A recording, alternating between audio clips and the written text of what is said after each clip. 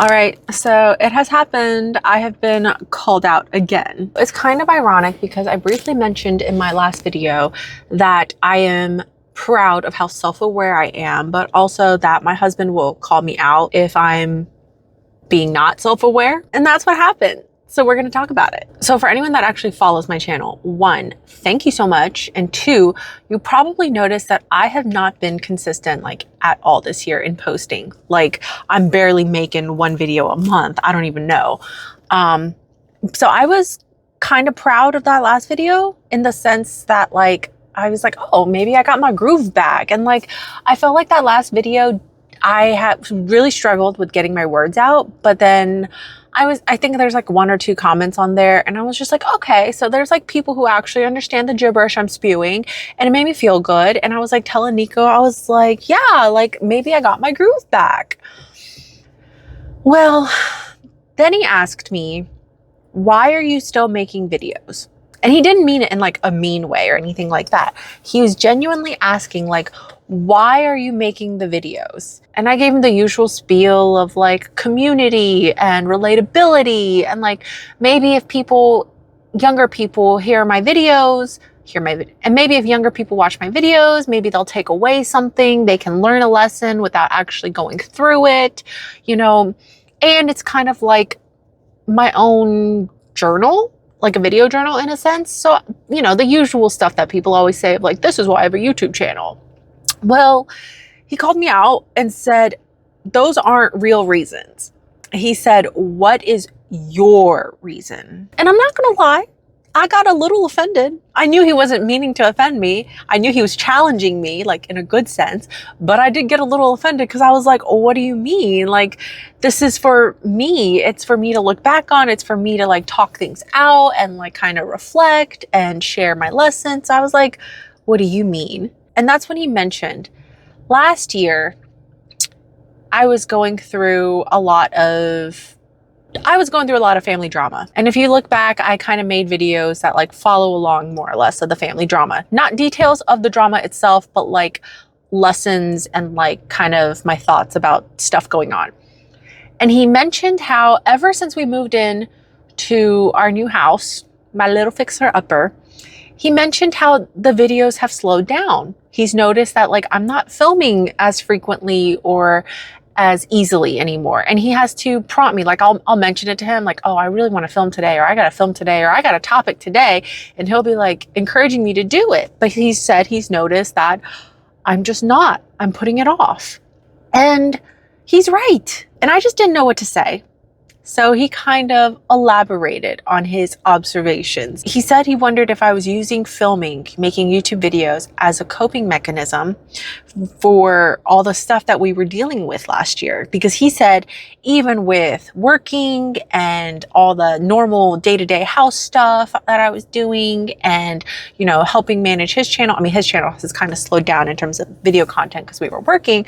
But he said I was still pumping out videos and more or less sticking to my every other week schedule. Like I was doing minimally 2 videos a month, and even if I was a day late posting, like I was still pumping it out. Something I've noticed for my videos, I am very good during the filming session if I'm like worked up in a sense, like whether it's like a super happy mood or it's I'm annoyed mood and I just want to vent and I like take it out on the topic at hand. Like, so I've always been like, oh, I need to be kind of worked up, like high energy in order to do my videos smoothly. So something he pointed out was that like, once we quit our jobs, I was like, I don't know, like 60% removed from our prime stressor, our main stressor. And then once we moved into our house, I was basically 99% removed from my stressor. And then recently I blocked said person on my phone, like via text, so they can't text me no more. And now I'm like 100% removed from that person. So I'm like 100% removed from my stressor. But being removed from my stressor means I no longer need a coping mechanism for all the drama, for all the stress, for all the bullshit I was going through. And because I no longer needed a coping mechanism, I was no longer pumping out videos. And when he explained all of that, I was just like, I kind of realized it at the time last year, but I didn't fully process it in like those explicit words. And when he said it, I was just like, oh my God, I think you're right. Because I would come home from work last year and I'd be like, I gotta go film. And I would just pump out the video in 30 seconds. I mean, whoa, 30 minutes. I'd be filming in 30 minutes and I'm like, oh, I'm done, which means I can just transfer it to my computer and then I can edit it. And I'm like, boom, talking head videos, so easy to edit. So I think that's one of the main reasons why I have not been on my game with filming, because it went from, well, all my personal reasons of like, oh, I want community, I want to connect with people, I want people to relate and learn lessons from me. All of that is true. Who was behind me? And while all of that stuff is true, I kind of understood at the time that it was a coping mechanism because I was able to vent, or I was able to like get something off my chest, whether it was work related, stressor related, or if it was something else related. Oh, someone's here. All right, they're gone, which means again, someone's going to pull up in the spot next to me. Oh God, someone's backing in. But now the environment I'm in, just my day to day, the stressor's gone.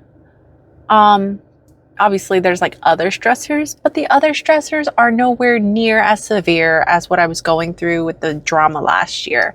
And because I no longer have all that drama to like essentially motivate me to film the videos, that's why it all slowed down. I'm not saying I like that either, because I have noticed that I've been slowing down on videos, and like I know I keep saying this bullshit where it's like, oh my God, I have so many topics to talk about. I do have a running list of topics that I think would be so great. But like these days, I'm just like, the problem is I talk about these topics with Nico. Like we have these deep talks on the daily about however it comes up, whether we saw something on social media or like we do something together or someone makes a comment about us. Like I have all these topic ideas, but the problem is I get talked out because me and him end up talking about it. And then I'm like, oh my God, part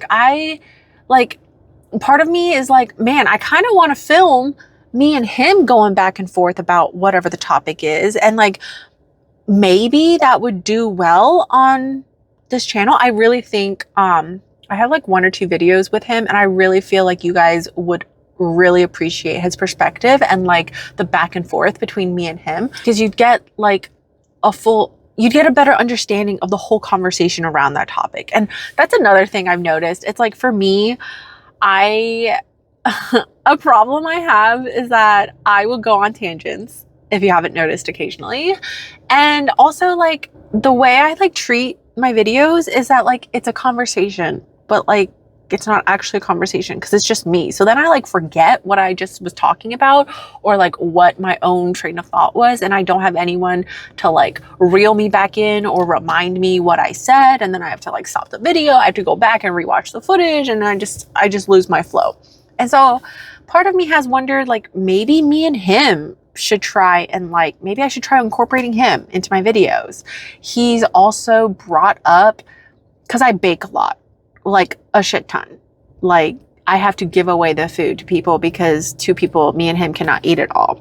But I bake almost weekly, if not multiple times a week. And he's brought up maybe doing, maybe filming while I'm cooking and kind of like doing very basic how-to cooking videos. But like, I don't know about that, because the cooking thing, that's like my hobby. That's like actually for me, because feeding other people is my love language. So I don't know. Like, I feel like maybe that could be beneficial of like teaching people the very basics, but I'm not like a how-to cook channel, I'm self-taught. I'm like self-taught.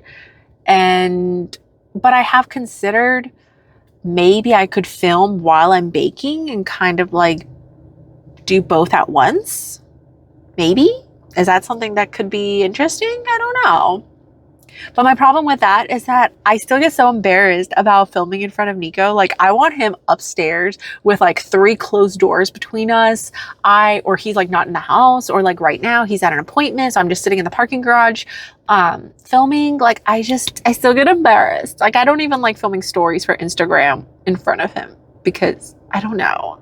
Like I said, I went on a tangent just now.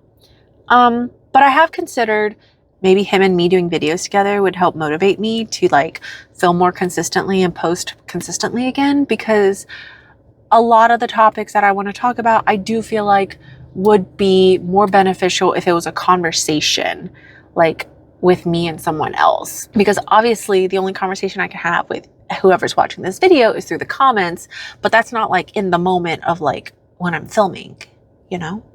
So those are some thoughts of how maybe I can get back to a regular filming groove, because I do miss it. And I do think it is beneficial for me. And if anyone watches the videos and understands my gibberish, I feel like it can be beneficial for you.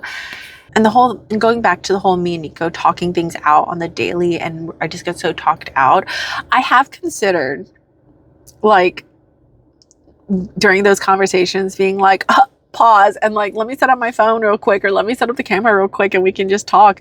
But one, some of the stuff we say, I don't know if it's going to be like YouTube approved, YouTube appropriate, you know? And two, it feels so weird, the thought of filming our like talking sessions when we're talking about life stuff, because it's like, I've said it before, I don't want to be an influencer. I just want to have positive influence on people. So it just feels weird because we're not like vloggy people. We're not like influency people. If you've watched my channel before, have you seen the video of me and him talking about, I think it was like last year, we were talking about like, we've been together over 12 years. Maybe that was 2 years ago. I don't even, it must have been 2 years ago. We did a video about like how we've been together for over 10 years and like couple lessons or couple things that we've learned throughout our relationship. I think we've only done 1 video. I can't remember if I've done 2 with him or not. The man likes to talk, okay? That's the only thing, if I were to incorporate him into my filming sessions, is that the man can talk. The man can spit out a bunch of valuable nuggets, okay? He will point out so many valuable things, but he will talk and talk and talk and talk. That's the only trade-off. Because I think that video, it was a relationship-based video. That was like over an hour of footage, okay? And I cut it down and I think it's still 40 minutes or 30 minutes. So the man can talk. However, if you're into longer videos, maybe that is the way for me to go, because I like to talk. And my videos, I don't think are that long. I think they're like, what, 10-ish minutes, maybe 15. But I'm still cutting down like 40 plus minutes of footage to fit it. If you made it this far, I would love it if you dropped your opinions down in the comments about like me and him videos. Like, I don't want to say podcasty, but like, you know, it's basically a podcast vibe where it's like a conversation between 2 people. I do have so many good topics, but I just get so talked out after discussing it with him. And I feel like those topics and those discussions are so valuable, and somebody else on the internet would appreciate it or would feel like validated in their own opinions and thoughts, because they're not the only ones who think it. This is also a random side note. Being called out is not a bad thing. Maybe this is a separate video I can do later, but if you have someone in your life, friends, family, partner, who is willing to call you out on your bullshit, it is out of love. And if you have someone like that, you need to keep them close to you. You need to keep them in your life, because the reason why someone is going to call you out is because they love you and they truly want what is best for you, or they can see the potential in you and they want you to reach that potential. But too many people get too comfortable in whatever it is that they're doing, or they get too uncomfortable being called out and being pushed and challenged. And then they push away the person that's trying to challenge them. They want to keep friends that are just going to be an echo chamber for them and just tell them, oh yeah, that bad decision you're making, totally good choice for your life. If you have someone that's going to call you out, open up your mind, be willing to hear them out, and really think to yourself, why did this person call me out? Why did this person say this? What is it that they are trying to challenge me on? And what can I do to meet that challenge,